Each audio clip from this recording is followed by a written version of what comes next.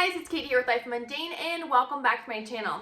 The school year is just around the corner, and with that comes a lot of changes. We are homeschooling more kids now than ever, as all 6 of my kids will be joining us in our school year. We have different curriculums that we're changing, and with all of these changes comes a need to shift and adjust and change our homeschool space so that it fits our family and our needs for this specific season. Today, I'm excited to share with you guys what our new homeschool space looks like and share with you guys some tips and tricks that we have utilized to problem solve some of our areas that were giving us trouble last year, in hopes that it will help you guys set up the perfect homeschool space for you and your family. So let's get started.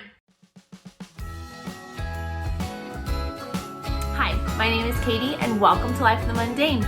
I am a second generation homeschool mom of 6 beautiful kiddos, and on this channel we talk all things resources. I love to share with you resources that are going to help you in your homeschooling and help encourage you in your biblical parenting, and how you can utilize those to their fullest potential so that you can make the most of the little moments. I want to repeat what I repeat every single year, and that is that you do not need a homeschool room in order to homeschool your kids. You just need to find space for your homeschool stuff. For us, as you're about to see in this video, we have homeschool things all throughout our home in different areas. I am very much like to have things organized where I'm going to actually be utilizing them, and so you're going to see that all throughout our home. This hopefully will give you ideas, but don't feel like you have to replicate this in your home. Find what works for you. With that being said, let's look at some of the changes we've made. The biggest change we've made is you'll see there's only 3 rolling carts. This is huge, guys. You know that I am well known for my rolling cart system. I absolutely love it. We've been using it literally since our first year of homeschooling. I have done a video on how I utilize these rolling carts, how I organize them, how to get started, some tips and tricks and all that stuff, and I'll link that up in the iCards and down in the description below, so be sure to check that out if you want to know more about it.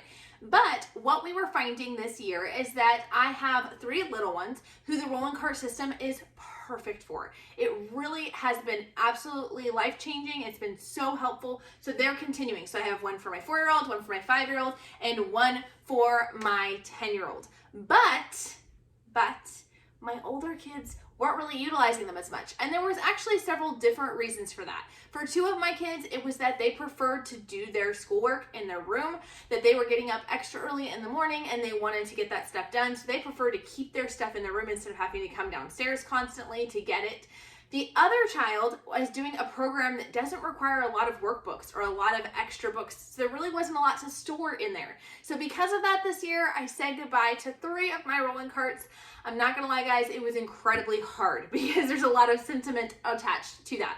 For one of my sons, we moved his rolling cart up into his room because he still likes the system of having different subjects books in each of the boxes, but he wanted it just up in a more handy place. For my daughter, she is just utilizing a shelf on her bookshelf in her bedroom. And then, like I said, for my oldest son, he doesn't really need to utilize it, so we are passing that along. We did make some changes though to the top of our rolling carts. In the past, I've kept binders and other things up on the top since they don't really fit in the carts, but this year we don't really have that many subjects that require binders. So instead, I am utilizing these top sections to store the teacher's manual for each child.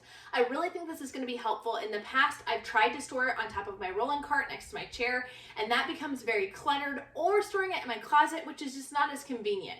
So now I've got all the teacher's manuals for my daughter up here, then all the ones for kindergarten and all the ones for the junior kindergarten material that she's going to need, as well as additional materials that they're going to be growing into. So my daughters are doing the kindergarten 1, kindergarten 2 program from CLE. So they've got these little workbooks. They finish one, they move on to the next one. So I can keep the ones they haven't finished yet up here all in one spot. Now, getting rid of those 3 other carts gave me room to put in a cube bookshelf, which is perfect because one of the other challenges that I was running into this school year is that we are starting Sunlight, and that includes a lot of books, and I wanted to keep them separate from my other books so that I could easily find them and wouldn't lose them. So the way I've got this organized is we actually are using the kindergarten enrichment program from Memorial Press, but I have all of the picture books that are needed for this curriculum here. I have labeled them, which is a little sticker on the binding that says week 1, 2, 3, 4. So it's really easy for me to keep track of which one goes for which week.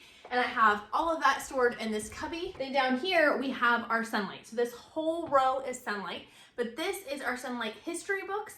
And the big spine of all of the assignments, I will divide this into smaller notebooks where I only have like 6 weeks at a time. I'll keep that in my rolling cart in my living room, but the bulk of it will stay here. Then I have all of our read alouds that we are going to be doing for Sunlight. And then these are all of the assigned readers that I'll be assigning to my other kids. Up in these cubbies, these are for my older kids. And the reason for that is that they still have some subjects that we do as group subjects. And with that, there are some materials that they need for that. There's no reason for that stuff to be up in their room because we're always doing that in the living room. So I made a cubby for each of them to have their group subject work in there. And then this cubby is specifically for my son's Diana Craft Right Brain reading stuff. I just utilized stuff I had, so that's why he has a pink pencil pouch, because I didn't want to go to the store and buy anything new. But we've got his flashcards for that program, we've got the readers and all of the teachers' manuals and things like that. So because that's one of his primary programs and he doesn't have as many workbooks, that's what I'm doing instead of having his stuff stored in his bedroom. Now down here on the bottom, there is a cubby that actually has our internet router and some of that stuff that has to go there. It's not my favorite place for it, but it's just the best place in our house right now. And then here we've got 2 cubbies full of preschool activities. These are things that my little ones can only get into when it is school time. There's a bunch of dry erase books, Usborne books. We've got some fun activities, spelling game, our junior Geostix, which I've done a video on how we utilize these in our homeschool. I'll put that up in the iCards and down in the description as well. And then a bunch of floor puzzles. I have more activities than this, and I'll show you guys where I store that here in just a second, but these are the ones that they can get into more easily themselves. I can trust them to put them away properly and all of that. So we have those out and available here. Now I want to show you what's on the top of my shelf because it's really exciting. So as we've always had, we have our whiteboard here, we have our US map there. I find that I utilize that quite a bit. I did switch out and start using my spinning cart again. Last year, if you remember, I had gotten a square one thinking it would take up less space.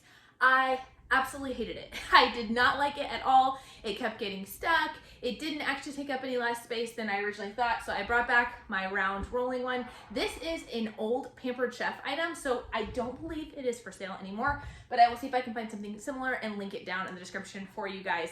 But I absolutely love it to keep track of our glue and our scissors and pencils and things like that.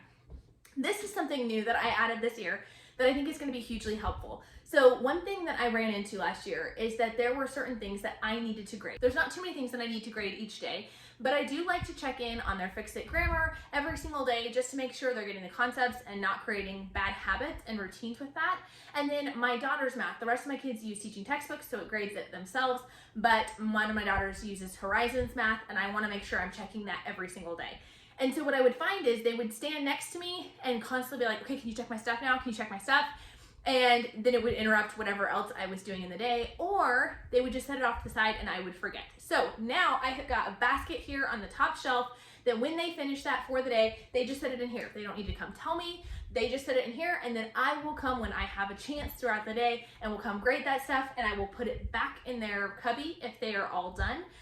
Or if it needs correction, I'll call them down and we'll work through that together. Now, before we move into the next area of my house, I wanted to show you this cute little extra decorative touch that I have added to my schoolroom this year. I really just wanted to bring in some simple beauty to it, and I had one of my amazing viewers reach out to me, Ashley, over at Ashley's Homestead. She reached out and she offered to make me one of these really cute custom book stacks, and I just thought it was perfect. She has all of these really neat ideas and different things that you can do and print for your family, including little fun birthday things that you can put the birthdays of everyone in your home, or different Bible verses or different sayings, and has offered you guys a 15% off discount. So I'm gonna put that here where you guys can go and get 15% off of her store, and leave a link down below if you guys want to check her out.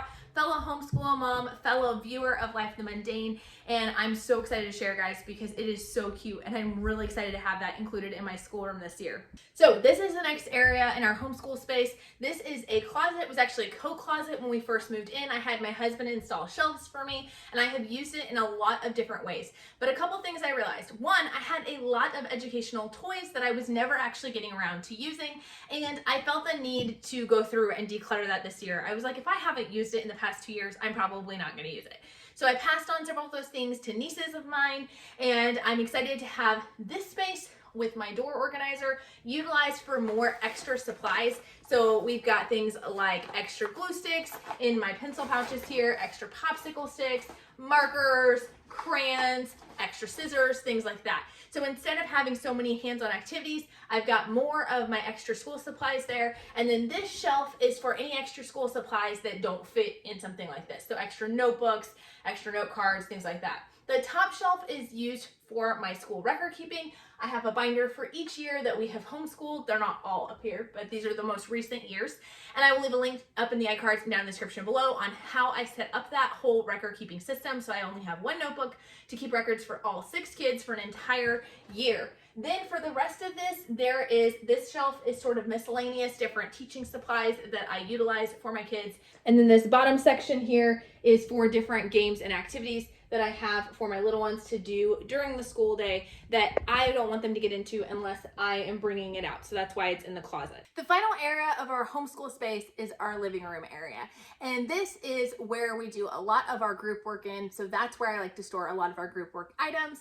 This year I did something a little different. We've had this rolling cart for years. Absolutely loved it. I got it at Sam's Club years ago. You can find them at lots of different places. But what I had found was that I had a lot of books that would be stored on the top.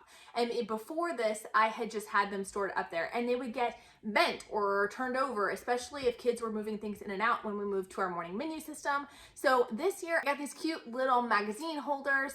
They're cloth. They have a little slide here that you can put what's in it. I don't, because you can't really see it here anyways, and it's pretty obvious to me. But if you wanted to have them on a shelf, they're really cute. I'll link those down below. But I have it set up now where all of my Bible resources are in one bin. This is all of our spines for history and geography and science. I will show you where the rest of our history is here in just a second.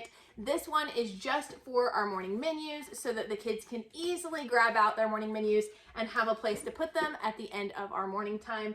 And then finally, I have just a few teacher's manuals for my 3 older kids who don't have a bin anymore, so I wasn't able to store their teacher's manuals on top of their bins, like their Fix It Grammar and everything, so I have those here since I've taken the bins out.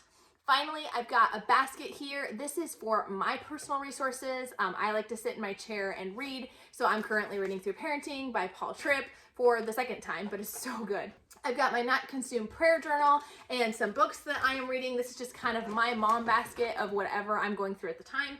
This basket is going to be utilized for the rest of our history read-alouds because we are doing sunlight this year. So we're going to be reading Walk Around the World's Rim and Pedro's Journal first thing in the new year. So I've got those sitting here, but that can be rotated through with whatever read-alouds that we have. We have our hymnals down on the bottom that we utilize in our morning basket time. And then we have an entire basket of fidgets that we use whenever our kids need something to mess with.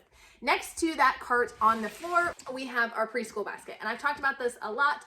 I know I call it a preschool basket and I have kindergartners this year, but it is just a basket of things for the little kids, things that are not really part of their official curriculum, but we can just kind of go through and pull out whenever needed. I got this fun new book. Megan at Pennies and Salt had recommended it, and it's Children Just Like Me, and it talks about children all over the world, things that are similar and different. And so we'll pull that out and just read through that as we want, but we're not adding it in as part of our curriculum. So I do some basket time with them every morning before we start school. Just set a timer for 10 or 15 minutes, and I've got my handy dandy visual timer here. So I'll set that for 10 or 15 minutes, and then we'll just go through the basket and do whatever is interesting to them at that point, and then we'll set it down and move on with our actual official curriculum for the day. The only other 2 things that are in our living room is we have a basket over here under the side table that holds a lot of our library books so that when we're ready to go to library day, those are there. Some of my older kids now are storing their library books up in their rooms or in the bottom drawer of their school shelf, but that is where we store anything that doesn't fit there. And then we also got a little side table this year at Christmas time that goes next to my couch, and it has sort of a sling to hold books in it, and that is where I'm putting any library books that go for like our geography unit studies, like library books that I specifically check out to go with school. I keep those separate than just the big basket of books that the kids have picked out. So it's nice to have that there so I can easily utilize that since I don't have as much space this year up on my top shelf because of everything we're storing there. I hope this video has been helpful to you guys. Be sure to go check out the video on how to do your homeschool record keeping and the video that I have done in the past on those rolling carts and how we set up those systems. I hope you guys will stick around and subscribe, and we'll talk to you guys next time. Bye!